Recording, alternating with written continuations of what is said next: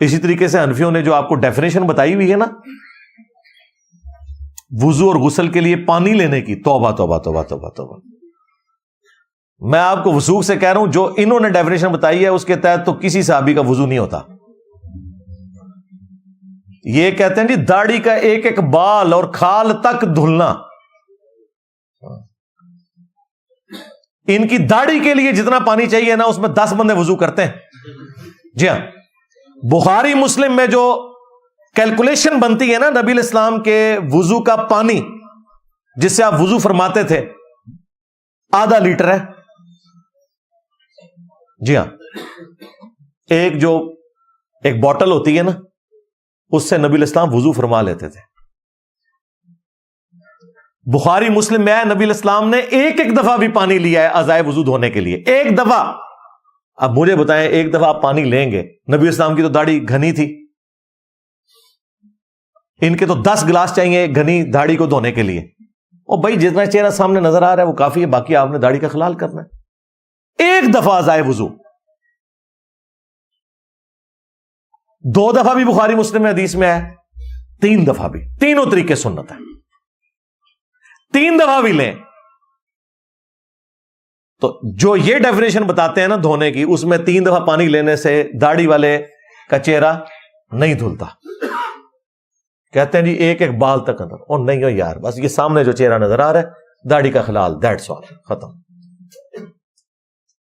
ایک ایک دفعہ پانی لینا بھی ثابت، 2 دفعہ بھی، 3 دنوں۔ اسی طریقے سے غسل کے لیے بخاری مسلم میں اگر آپ دیکھیں تو آپ کو ملے گا 7 لیٹر پانی کے ساتھ، نبی الاسلام نے 7 لیٹر پانی کے ساتھ غسل بھی کر لیے۔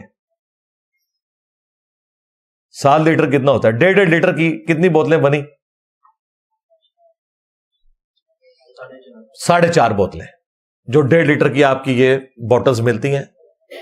چلیں اس کو راؤنڈ آف کر لیتے ہیں، 5 بوتلیں 1.5 لیٹر کی، اس سے نبی الاسلام غسل کر لیتے تھے۔ بلکہ وہ ایک صحابی تو آ کے بحث کر رہے تھے سیدہ عائشہ کے ساتھ نا کہ میرے تو سر کے بال بہت گھنے ہیں۔ انہوں نے کہا نبی الاسلام کے تو سر کے بال تم سے بھی زیادہ گھنے تھے، داڑھی بھی گھنی تھی، تو حضور تو اتنے پانی سے غسل کر لیتے تھے۔ تو اس زمانے میں لوگ وام کرتے تھے، اسی وجہ سے وہ بخاری مسلم میں آتا ہے کہ اما عائشہ نے 2 تابعین کو غسل کر کے دکھایا تھا، فزیکلی سامنے نہیں کیا تھا۔ ان کا وہم نکالنے کے لیے اما عائشہ پردے میں اٹیچ باتھ میں گئی تھی۔ وہ کہتے ہیں جی اس میں لکھا ہے ایک موٹا کپڑا تھا، تو ظاہر ہے اس زمانے میں کپڑے کا ہی بات ہوتا تھا۔ ابھی بھی آپ رائیونڈ میں کچھ عرصہ پہلے پکے باتھ روم بنے، ورنہ وہ کپڑے کا ہی باتھ روم بنا ہوتا ہے، اس میں سے کوئی نظر تو نہیں آتا ہے۔ یہ تو نہیں کہ اندر کو بلب جل رہا ہے اور کوئی بندہ نہاتا ہوا نظر آ رہا ہے۔ گھروں میں تو کارنر میں ہوتا تھا۔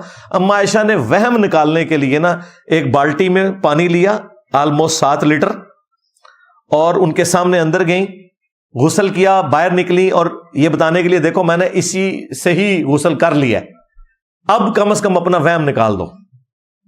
اس زمانے میں یہ بڑی ایک اختلاف والی چیز چل پڑی تھی۔ عبداللہ ابن عمر بڑی سختی کرتے تھے عورتوں کے اوپر کہ وہ عام غسل کے لیے بھی چٹیاں کھولیں گی، تو اما عائشہ کو اتنا غصہ آیا، بخاری مسلم میں آتا ہے اما عائشہ نے کہا کہ عبداللہ ابن عمر عورتوں کو چٹیاں مونڈنے کا کیوں نہیں کہہ دیتا کہ یہ ٹینڈی کروا دیں عورتیں، اتنے سخت مسئلے بتاتا ہے یہ، جبکہ نبی الاسلام ہمیں صرف حیض کے بعد جو غسل ہے اس میں چٹیاں کھولنے کا حکم فرماتے تھے۔ عام جو غسل جنابت ہوتا ہے نا میاں بیوی کے تعلق کی وجہ سے، تو اس کی وجہ سے جو غسل ہے اس میں نبی الاسلام ہمیں چٹیاں کھولنے کا بھی حکم نہیں دیتے تھے، اوپر سے ہی پانی بہا لینا کافی ہے۔ اور آج کل تو خیر پرابلم حل ہو گیا ہے میرے بھائی، آج کل تو شاور کی وجہ سے ہمارے پاس اتنا پانی ہے کوئی وام باقی نہیں رہتا۔